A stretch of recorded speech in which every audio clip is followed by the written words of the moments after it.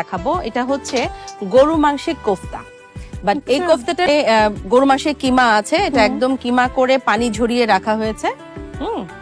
আর পেঁয়াজ বেরেস্তা করা আছে, আদা রসুন বেরেস্তা হবে না। হ্যাঁ, তা কি হয়, এটা জাস্ট লাস্টের দিকে দেবো আমি বেরেস্তাটা। উফ, কি ভালোই না হয়েছে, কি ভালোই না লাগছে।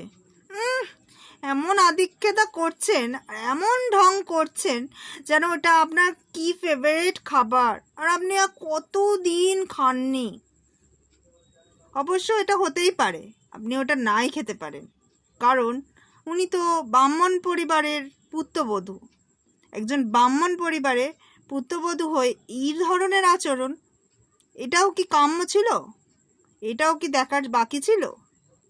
এমন আচরণ করে আপনি যে আপনার শুধু পরিবারকে অপমান করেছেন, শুধু তাই না, তার সঙ্গে আপনি সমগ্র সনাতন